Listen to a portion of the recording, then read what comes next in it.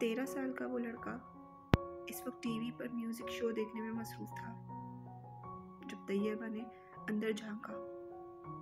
बेयकीनी से उन्होंने अपने बेटे को देखा और फिर कुछ नाराजगी के आलम में अंदर चली आई। ये क्या हो रहा है? उन्होंने अंदर आते ही कहा। टीवी देख रहा हूं। उसने टीवी से नजरें नहीं हटाई। टीवी देख रहा हूं। फॉर गॉड सेक, तुम्हें एहसास है कि तुम्हारे पेपर्स हो रहे हैं? तैयबा ने उसके सामने आते हुए कहा। So what? उस लड़के ने इस बार कुछ खौफगी से कहा। So what? तुम्हें इस वक्त अपने कमरे में किताबों के दरमियान होना चाहिए, ना कि यहाँ इस बेहुदा शो के सामने। तैयबा ने उसे डांटा। मुझे जितना पढ़ना था मैं पढ़ चुका हूँ, आप सामने से हट जाएं। उसके लहजे में नागवारी आ गई। फिर भी उठो और अंदर जाकर पढ़ो, तैयबा ने इसी तरह खड़े खड़े उससे कहा। ना मैं यहाँ से उठूंगा ना अंदर जाकर पढ़ूंगा। मेरी स्टडीज और मेरे पेपर्स मेरा मसला है, आपका नहीं। अगर तुम्हें इतनी परवाह होती स्टडीज की तो इस वक्त तुम यहाँ बैठे होते। Step aside. उसने तैयबा के जुमले को नजरअंदाज करते हुए बड़ी बदतमीजी के साथ हाथ के इशारे से कहा। आज तुम्हारे पापा आ जाए तो मैं इनसे बात करती हूँ। तैयबा ने उसे धमकाने की कोशिश की। अभी बात कर ले, क्या होगा? पापा क्या कर लेंगे? जब मैं आपको बता चुका हूँ कि मुझे जितनी तैयारी करनी है मैंने कर ली है, तो फिर आपको क्या मसला है? ये तुम्हारे सालाना इम्तिहान हैं, तुम्हें एहसास होना चाहिए इस बात का। तैयबा ने यकदम अपने लहजे को नरम करते हुए कहा। मैं कोई 2-4 साल का बच्चा नहीं हूँ कि मेरे आगे पीछे फिरना पड़े आपको। मैं अपने मामलात में आपसे ज़्यादा समझदार हूँ, इसलिए 3rd क्लास किस्म के जुमले मुझसे मत बोला करें। एग्ज़ाम्स हो रहे हैं, स्टडीज़ पर ध्यान दो, इस वक्त तुम्हें अपने कमरे में जाना चाहिए, मैं तुम्हारे फादर से बात करूँगी। What a rubbish. वो बात करते करते गुस्से में सोफे से उठ खड़ा हुआ और हाथ में पकड़ा हुआ रिमोट उसने पूरी कुव्वत से सामने वाली दीवार पे दे मारा। पाँव पटकता हुआ कमरे से निकल गया। तैयबा कुछ बेबसी के आलम में उसे कमरे से बाहर निकलता हुआ देखती रही। फ्लोमिना फ्रांस ने अपने हाथ में पकड़े पैकेट मेज पर रखते हुए एक नज़र हॉल में दौड़ाई। पेपर शुरू होने में भी 10 मिनट बाकी थे और हॉल में मौजूद स्टूडेंट्स किताबें, नोट्स और नोटबुक्स पकड़े तेजी से सफ़े आगे पीछे करते उन पर आखिरी नज़रें डाल रहे थे। उनकी जिस्मानी हरकत से उनकी परेशानी और इज़्तिराब का इजहार हो रहा था। फ्लोमिना फ्रांस के लिए ये एक बहुत ही मानूस सा सीन था। फिर उनकी नज़रें हॉल के तकरीबन दरमियान में बैठे हुए सलार पर जा ठहरी। 25 स्टूडेंट्स में इस वक्त वो वाहिद स्टूडेंट था जो इत्मीनान से अपनी कुर्सी पर टेक लगाए टांग पे टांग रखे बैठा था।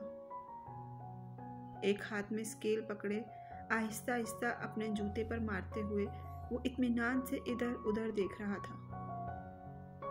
फ्लोमिना के लिए ये सीन भी नया नहीं था। अपने 7 साला करियर में उन्होंने पेपर्स के दौरान सलार को इसी बेफिक्री और लापरवाही का मुजाहरा करते हुए पाया था। 9:02 पर उन्होंने सलार के पास से गुजरते हुए उसे MCQs पर मुबनी ऑब्जेक्टिव पेपर थमाया। 30 मिनट के बाद उसे वो पेपर उनसे ले लेना था। 9:10 पर उन्होंने सलार को अपनी कुर्सी से खड़े होते हुए देखा। उसके खड़े होते ही हॉल में उससे पीछे बैठे तमाम स्टूडेंट्स ने सर उठाकर उसे देखा। वो पेपर हाथ में लिए फ्लोमिना फ्रांस की तरफ जा रहा था। फ्लोमिना के लिए ये भी नया सीन नहीं था। वो पहले भी यही कुछ देखती आई थी। 30 मिनट में हल किया जाने वाला पेपर वो 8 मिनट में हल करके उनके सर पे खड़ा था। पेपर को दोबारा देख लो। उन्होंने ये जुमला उसे नहीं कहा। वो जानती थी कि उसका जवाब क्या होगा। मैं देख चुका हूँ।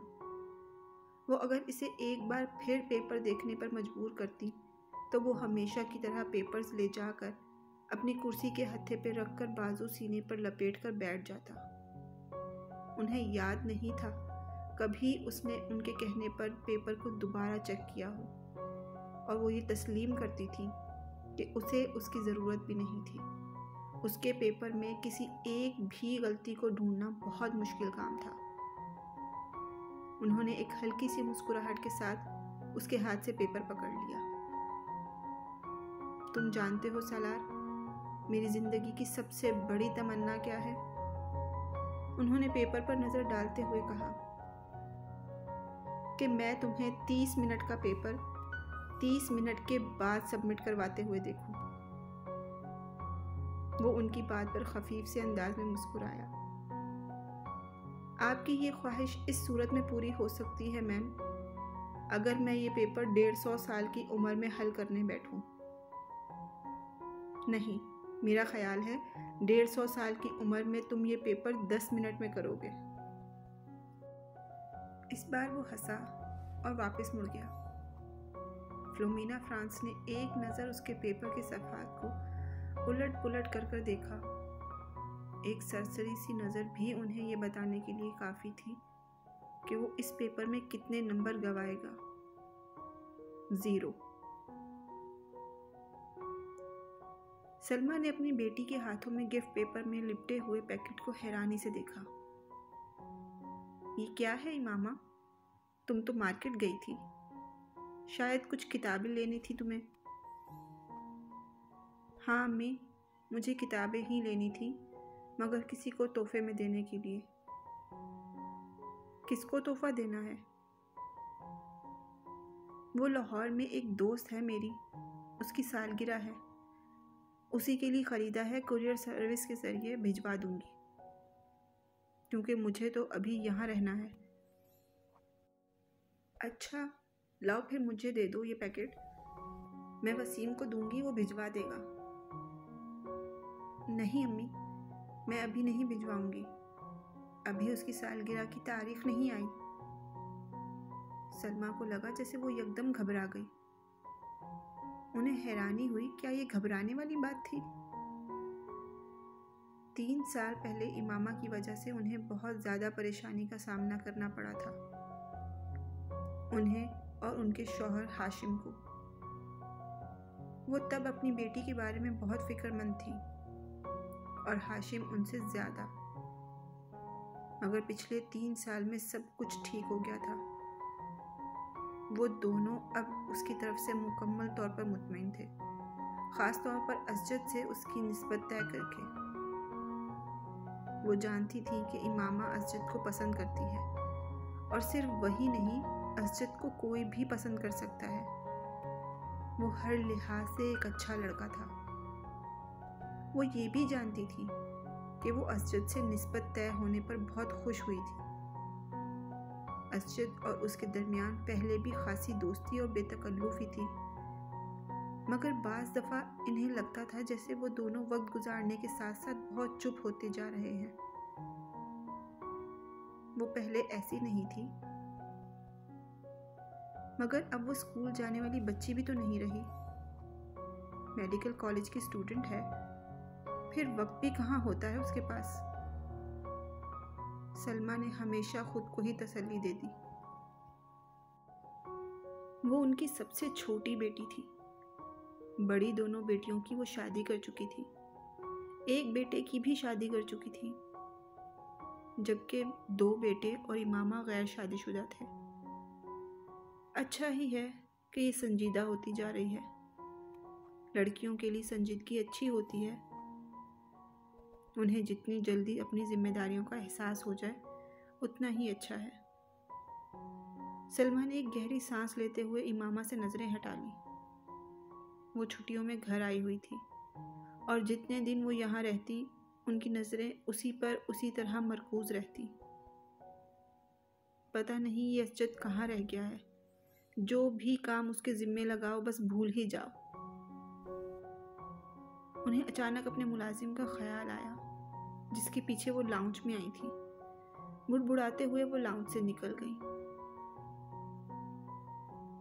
ये न्यू ईयर नाइट थी। नया साल शुरू होने में 30 मिनट बाकी थे। 10 लड़कों पर मुश्तमिल 14-15 साल के लड़कों का वो ग्रुप पिछले 2 घंटे से अपने अपनी मोटरसाइकिल्स पर शहर की मुख्तलिफ सड़कों पर अपने करतब दिखाने में मसरूफ़ थे। उनमें से चंद ने अपने माथे पर चमकदार बैंड्स बांधे हुए थे जिन पर नए साल के हवाले से मुख्तलिफ पैगामात दर्ज थे।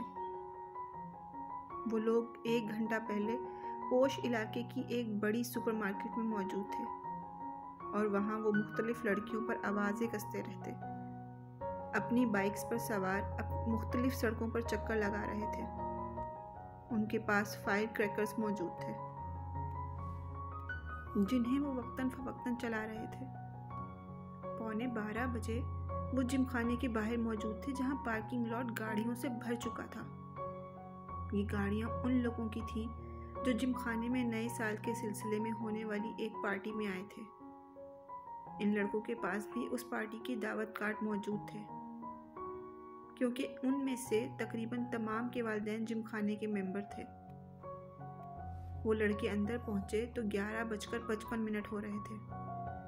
चंद मिनटों बाद डांस फ्लोर समेत तमाम जगहों की लाइट्स ऑफ हो जानी थी। वो उसके बाद बाहर लॉन में आतिशबाजी के एक मुजाहरे के साथ नया साल शुरू होने पर लाइट्स ऑन होना थी और उसके बाद तकरीबन तमाम रात वहाँ रक्स के साथ साथ शराब पी जाती, जिसका एहतमाम नए साल की इस तकरीब के लिए जिमखाने की इंतज़ामिया ख़ास तौर पर करती थी। लाइट्स ऑफ होते ही वहाँ एक तूफ़ान बदतमीज़ी का आगाज़ हो जाता और वहाँ मौजूद लोग इसी तूफ़ान बदतमीज़ी के लिए वहाँ आए थे। 14 साल 15 साल वो लड़का भी 10 लड़कों के उस ग्रुप के साथ आने के बाद इस वक्त डांस फ्लोर पर रॉक बीट पर डांस कर रहा था। डांस में उसकी महारत काबिले दीद थी। 12 बजने में 10 सेकंड रह जाने पर लाइट्स ऑफ हो गई और ठीक 12 बजे लाइट्स यकदम दोबारा ऑन हो गई। अंधेरे के बाद सेकंड्स गिनने वालों की आवाज़ें अब शोर और खुशी के कहकहों और चीखों में बदल गई थी। चंद सेकंड्स पहले थम जाने वाला म्यूज़िक एक बार फिर बजाया जाने लगा। वो लड़का अब अपने दोस्तों के साथ बाहर पार्किंग में आ गया जहाँ बहुत से लड़के अपनी अपनी गाड़ियों के हॉर्न बजा रहे थे।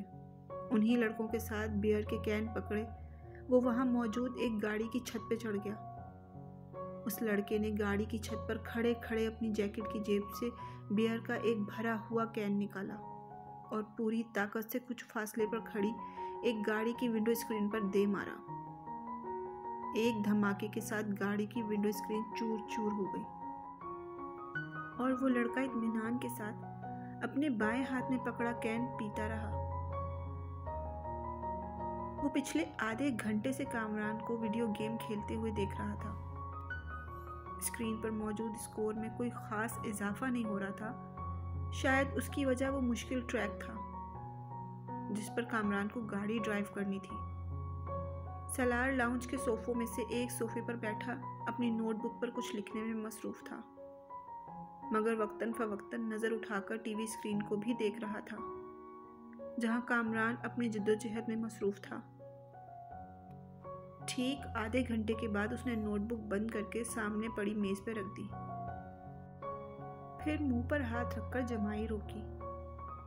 दोनों टांगे सामने पड़ी मेज़ पे रखकर और दोनों हाथों की उंगलियां सर के पीछे बांधे वो कुछ देर स्क्रीन को देखता रहा जहां कामरान अपने तमाम चांसेस ज़ाया करने के बाद एक बार फिर नया गेम खेलने की तैयारी कर रहा था।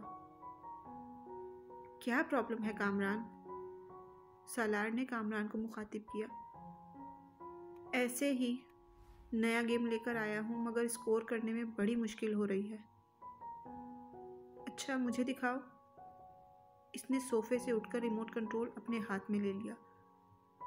कामरान ने देखा पहले 20 सेकंड में ही सालार उसे जिस स्पीड पर दौड़ा रहा था उसी स्पीड पर रुक कामरान अब तक नहीं दौड़ा पाया। जो ट्रैक इसे बहुत मुश्किल लग रहा था, वो सलार के सामने एक बचकाना चीज़ महसूस हो रही थी। 1 मिनट बाद वो जिस स्पीड पर गाड़ी दौड़ा रहा था, उसी स्पीड पर कामरान के लिए उस पर नजरें जमाना मुश्किल हो गया, जबकि सलार उसी स्पीड पर भी गाड़ी को मुकम्मल तौर पर कंट्रोल किए हुए था।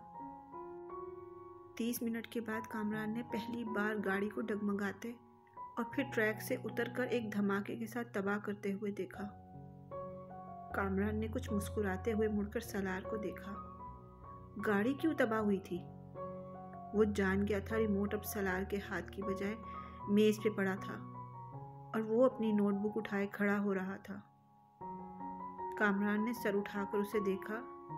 बहुत बोरिंग गेम है, सलार ने तबसरा किया और कामरान की टांगों को फैलाता हुआ लाउंज से बाहर निकल आया। कामरान होंठ पीछे 7 हिस्सों पर मुबनी इस स्कोर को देख रहा था। वो दोनों एक बार फिर खामोश थे। असजद को उलझन होने लगी। इमामा इतनी कमगो तो नहीं थी जितनी वो उसके सामने हो जाती थी।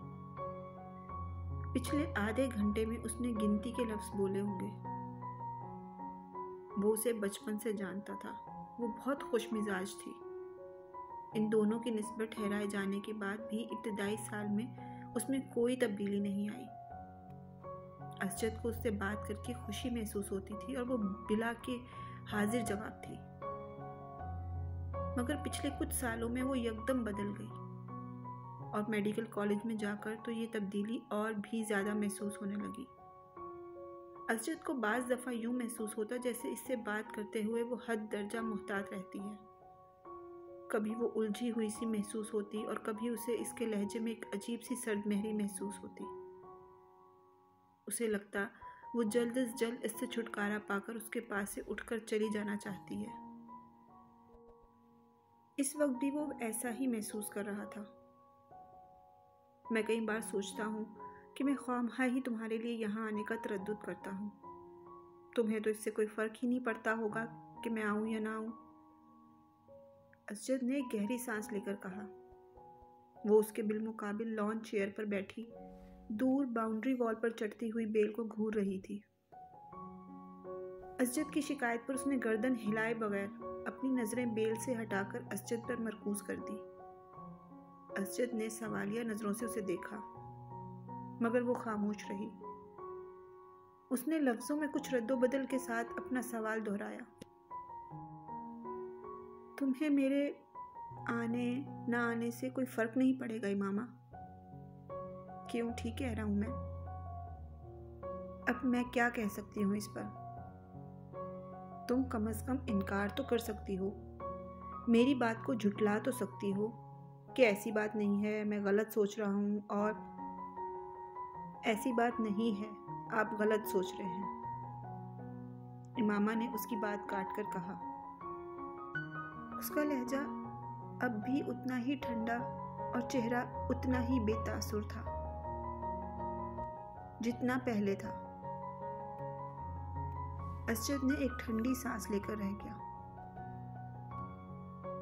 हाँ, मेरी दुआ और ख्वाहिश तो यही है कि ऐसा ना हो, और मैं वाकई गलत सोच रहा हूँ, मगर तुमसे बात करते हुए मैं हर बार ऐसा ही महसूस करता हूँ। किस बात से आप ऐसा महसूस करते हैं? इस बार पहली बार असजद को उसकी आवाज़ में कुछ नाराज़गी झलकती हुई महसूस हुई।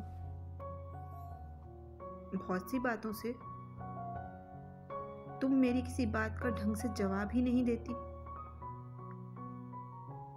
हालांकि मैं आपकी हर बात का ढंग से जवाब देने पर भरपूर कोशिश करती हूँ। लेकिन अब अगर आपको मेरे जवाब पसंद ना आए तो मैं क्या कर सकती हूँ? असजद को इस बार बात करते हुए वो कुछ मज़ीद खफा महसूस हुई। मैंने ये कब कहा कि मुझे तुम्हारे जवाब पसंद नहीं आए? मैं तो सिर्फ ये कह रहा था कि मेरी हर बात के जवाब में तुम्हारे पास हाँ और नहीं के अलावा कुछ नहीं होता। बाज़ दफ़ा तो मुझे लगता है मैं अपने आप से बातें कर रहा हूँ।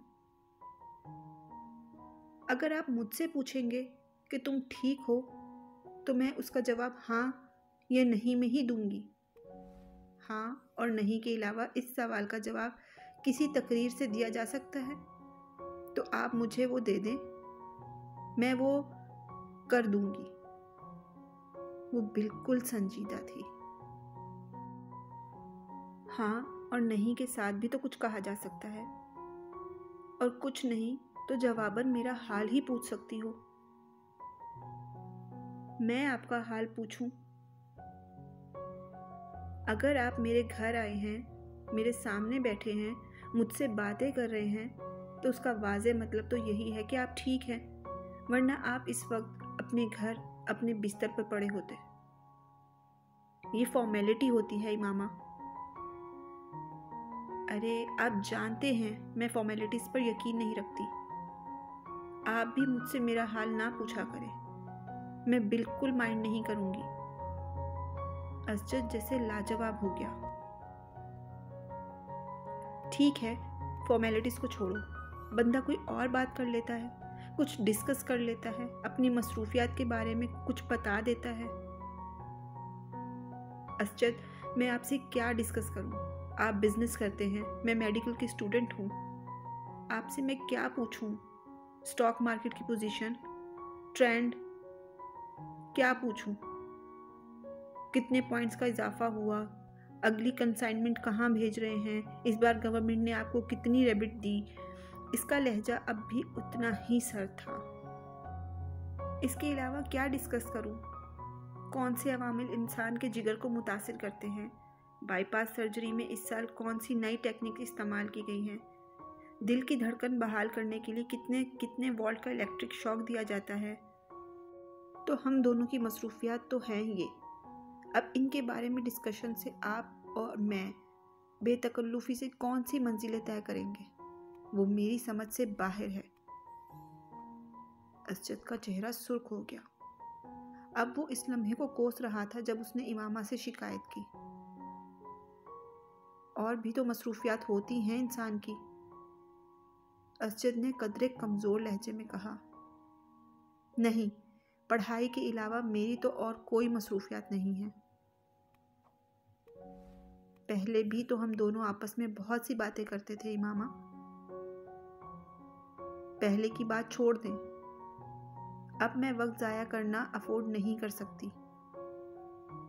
हैरत मुझे आप पर हो रही है, आप बिजनेसमैन होकर इतनी मैच्योर और इमोशनल बातें सोच रहे हैं।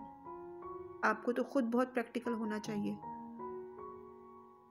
असजद कुछ ना बोल सका। हम दोनों के दरमियान जो रिश्ता है वो हम दोनों जानते हैं। अब अगर आप मेरी प्रैक्टिकल अप्रोच पर बेनियाजी और नाराज़गी समझ जाए तो मैं क्या कर सकती हूँ? मैं आपके साथ यहाँ बैठी हूँ तो उसका मतलब यही है कि मैं इस रिश्ते को अहमियत देती हूँ, वरना कोई अजनबी तो इस तरह यहाँ मेरे साथ बैठकर चाय नहीं पी सकता। वो एक लम्हे के लिए रुकी। और जहाँ तक इस बात का ताल्लुक है कि आपके आने या ना आने से मुझे कोई फ़र्क पड़ेगा या नहीं, हकीकत ये है कि हम दोनों ही बहुत मसरूफ़ रहते हैं। हम मॉडर्न एज की पैदावार है, ना मैं कोई हीर हूँ कि आपके लिए घी की चूरी ले जाकर घंटों आपकी बांसुरी सुनती रहूँगी, ना ही आप रांझे के कबीले से ताल्लुक़ रखते हैं कि मेरे लिए घंटों ये फरीदा सर अंजाम दें। यही सच है कि फ़र्क वाकई नहीं पड़ता कि हम दोनों मिले या ना मिलें, बातें करें या ना करें, हमारा रिश्ता वही रहेगा। या इसमें कोई तब्दीली आ सकती है। अगर असजद के माथे पर पसीना नहीं आया था तो उसकी वाहिद वजह दिसंबर का महीना था। इन दोनों की उम्र में 8 साल का फ़र्क था, मगर इस वक्त पहली बार असजद को ये फ़र्क 18 साल का महसूस हुआ। वो उसे अपने से 18 साल बड़ी लगी। 2 हफ्ते पहले वो 19 साल की हुई थी, मगर इस वक्त असजद को लग रहा था जैसे वो टीन एज से सीधी उधेड़ उम्र में चली गई। वो खुद एक बार फिर प्री टीन में आ गया था। वो उसके बिलमुकाबिल टांग पर टांग रखे असजद के चेहरे पर नजरें जमाए उसी बेतासुर अंदाज में उसके जवाब की मुंतज़िर थी। असजद ने कुर्सी के हत्थे पर टिके उसके हाथ में मंगनी की अंगूठी को देखा और खंगाल कर अपना गला साफ करने की कोशिश की। तुम बिल्कुल ठीक कह रही हो। मैं सिर्फ इसलिए डिस्कशन की बात कर रहा था कि हमारे दरमियान अंडरस्टैंडिंग डेवलप हो सके। असजद, मैं आपको बहुत अच्छी तरह समझती और जानती हूँ, और ये जानकर मुझे अफसोस हुआ कि आप समझते हैं कि हमारे दरमियान अभी भी किसी अंडरस्टैंडिंग को डेवलप करने की ज़रूरत है। मेरा ख्याल था हम दोनों के दरमियान अच्छी खासी अंडरस्टैंडिंग है। वो असजद का दिन नहीं था। असजद ने एतराफ़ किया।